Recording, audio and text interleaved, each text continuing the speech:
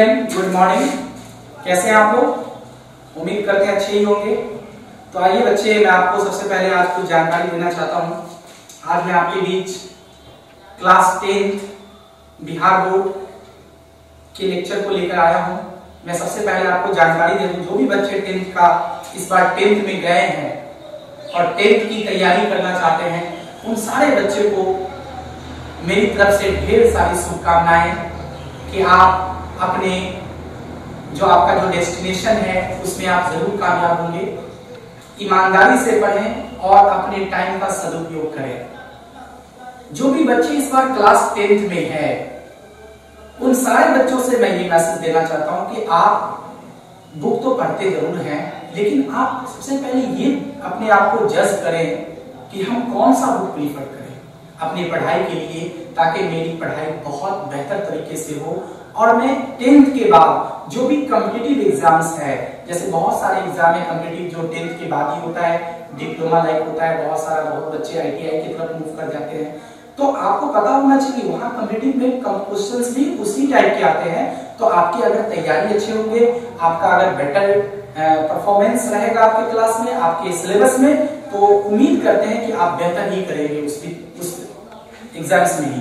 इसके लिए आपको सबसे पहले जज करना होगा कि बुक कौन सा चुने। तो मैं फिर से कह रहा हूं, एनसीईआरटी बुक से बेटर कोई बुक नहीं है।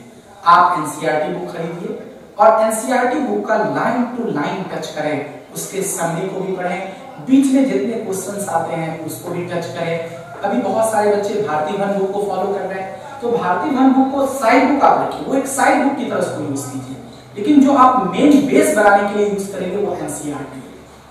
तो आइए आज हम लोग आप लोग को 10th से रिलेटेड सबसे पहले मैं अवगत कराऊं कि 10th में कौन कौन सा चैप्टर है बायो का, और फिर हम उस बायो को कैसे पढ़ें। हंसते खेलते पढ़ना है, बहुत ज्यादा टफ नहीं है बायो, बहुत इजी है। मैं फिर से आपके सामने आज जीव विज्ञान को लेकर आया हूं क्लास 10 के बच्चों के लिए, बिहार बोर्ड के 10th के बच्चों के लिए, सीबीएसई के भी बच्चे, सीबीएसई के भी लेक्चर आएंगे बच्चे।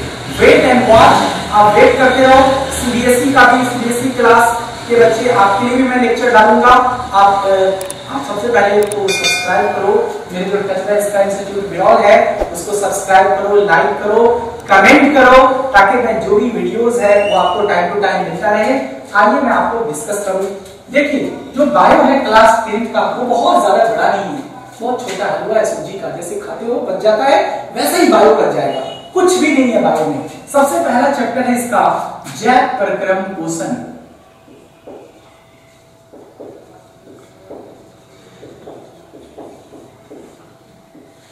मैं क्लास 10th के बच्चों को याद होगा, आपको जो वीक में मैं 2 दिन क्लास लेता हूं उसमें ये सारे चीजों पर डिस्कशन मैंने किया था, जैव प्रक्रम पोषण पे बात किया था।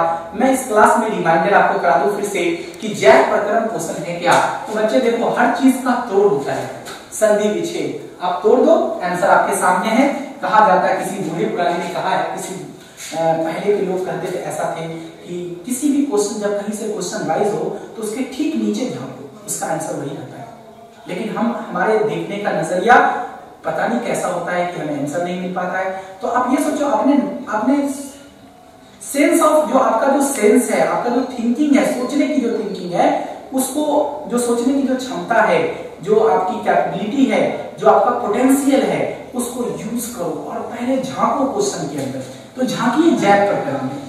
देखिए बच्चे, जैव मीन्स जीव और प्रक्रम मीन्स क्रियाएं। सिंपल, कि जीवों के अंदर होने वाली सभी क्रियाओं को एक साथ जैव प्रक्रम कहते हैं। बस एक लाइन में कंप्लीट, कि जीवों के अंदर होने वाली सभी क्रियाओं को एक साथ क्या कहते हैं? जैव प्रक्रम कहते हैं। अब उस जैव प्रक्रम के अंदर एक क्रिया पोषण भी आता है, दूसरा क्रिया श्वसन भी आता है, तीसरा क्रिया आपका परिवहन भी आता है, चौथा क्रिया उत्सर्जन भी आता है, पांचवा क्रिया प्रजनन भी आता है, छठा क्रिया नियंत्रण एवं समन्वय भी आता है। इस तरह से हमारे अंदर बहुत सारी क्रियाएं होती है, उन सारी क्रियाओं को एक साथ क्या कहते हैं? जैव प्रक्रम। अब हम पोषण की बात करेंगे। पोषण, कहोगे सर ये भी टफ है, अरे बच्चा कुछ भी नहीं। पोषण क्या है? पोषण मैं आपको पहले बेसिक वर्ड बता दूं। पोषण में एक वर्ड आता है पोषक तत्व।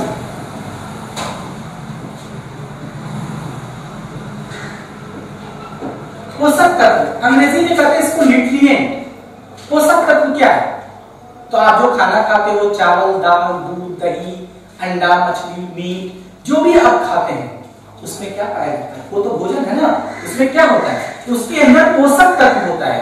यानी पोषक तत्व हम भोजन के अवयव को कहते हैं। तो जो भोजन का जो अवयव होता है उसे हम पोषक तत्व कहते हैं। तो भोजन के अवयव को पोषक तत्व कहते हैं। अब भोजन के अवयव कौन कौन है? तो भोजन के अवयव हो गए कार्बोहाइड्रेट,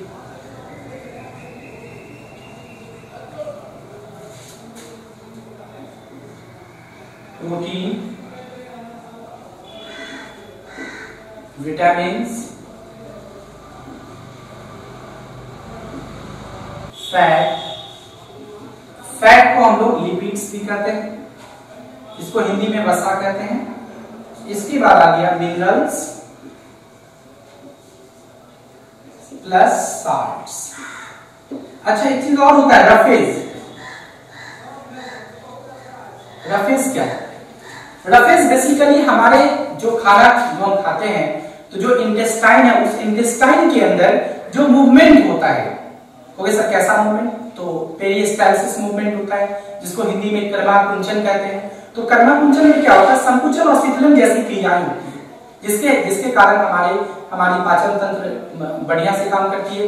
तो वो जो क्रियाएं हैं उसको सुचारू रूप से जारी रखने के लिए जो पदार्थ की जरूरत पड़ती है वो है रफेज। ये हमें सैलेड से मिलता है, जो भी सलाद हम खाते हैं, खीरा, मूली, गाजर या चुकंदर, या इसके अलावा और भी चीज हम खाते हैं सलाद में, तो उनसे हमें क्या मिलता है? रफेज मिलता है। कुछ फ्रूट है उनसे भी हमें रफेज मिलता है। आइए हम लोग इस पर डिस्कस करें। ये जो आप देख रहे हो, ये जो पोषक तत्व है, इन्हीं को हम खाते हैं और इनके पाचन के बाद हमें क्या मिलता है बच्चे?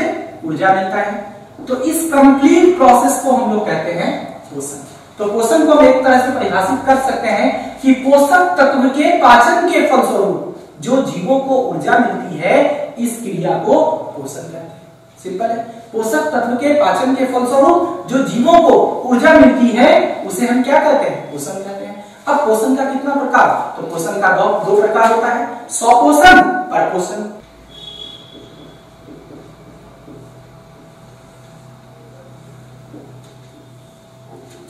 स्वपोषण, परपोषण। अब बच्चे स्वपोषण ऑटोट्रॉफिक न्यूट्रिशन का भी दो प्रकार, बिल्कुल सर, इसके भी प्रकार है, बिल्कुल है। एक जो प्रकाश की क्रिया के दौरान बनता है उसको प्रकाश संश्लेषण कहते हैं,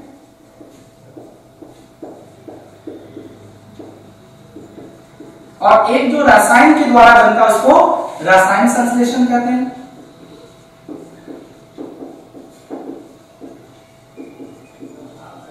तो आपने देखा कि स्वपोषण का भी दो प्रकार, प्रकाश संश्लेषण फोटोसिंथेसिस और रसायन संश्लेषण कीमोसिंथेसिस। ये कीमोसिंथेसिस हो गया, ये फोटोसिंथेसिस हो गया। अब ये परपोषण का कितना प्रकार? तो परपोषण का 3 प्रकार। पहला होता है परजीवी पोषण,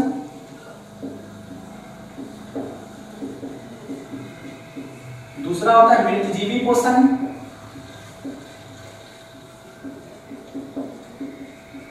और तीसरा होता है प्राणी संपोषण। इसको अंग्रेजी में कहते हैं पैरासाइटिक न्यूट्रिशन, इसको अंग्रेजी में कहते हैं सेप्रोफाइटिक न्यूट्रिशन, और इसको अंग्रेजी में कहते हैं बच्चे होलोजोइक न्यूट्रिशन। तो आपके सामने कितने टाइप हो गए। अब हम लोग देखेंगे प्रकाश संश्लेषण किस में होता है। तो प्रकाश संश्लेषण ग्रीन प्लांट्स में होता है। ग्रीन प्लांट्स, हरे पेड़ पौधे जिसमें क्लोरोफिल होता है। क्या केवल ग्रीन प्लांट्स में ही प्रकाश संश्लेषण होगा? नहीं, ग्रीन प्लांट्स के अलावा कुछ ऐसे भी जीव है जिसमें प्रकाश संश्लेषण देखा गया, जैसे कुछ बैक्टीरिया। बैक्टीरिया का नाम है साइनोबैक्टीरिया,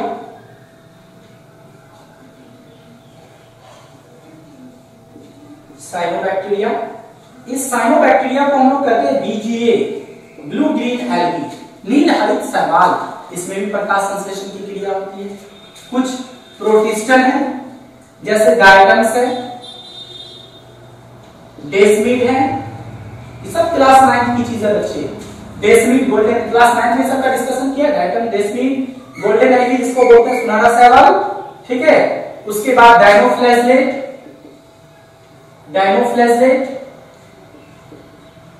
इन सब में क्या होता है, प्रकाश संश्लेषण जैसी क्रियाएं होती है, ठीक है। उसके बाद यूग्लिना की एक खास बात है, यूग्लिना में दिन में प्रकाश संश्लेषण और रात में होता है इसमें परजीवी पोषण। तो इसमें जो दिन में जो प्रकाश संश्लेषण होता है, क्योंकि इसमें क्लोरोफिल होता है, इसमें ऐसे न्यूट्रिशन को मेसोट्रॉफिक न्यूट्रिशन कहते हैं, जिसमें दोनों तरह का न्यूट्रिशन पाया जाता है। तो आपने देखा कि इतने सारे ऐसे ऑर्गेनिज्म और भी बहुत सारे ऑर्गेनिज्म है जिसमें प्रकाश संश्लेषण अवसर किया जाता है, क्योंकि इसमें क्लोरोफिल होता है। और प्रकाश संश्लेषण किसके कारण होता है, तो सिंपल देखो, जैसे यहाँ पर 6CO2 है, कार्बन डाइऑक्साइड 12H2O, एरो, यहाँ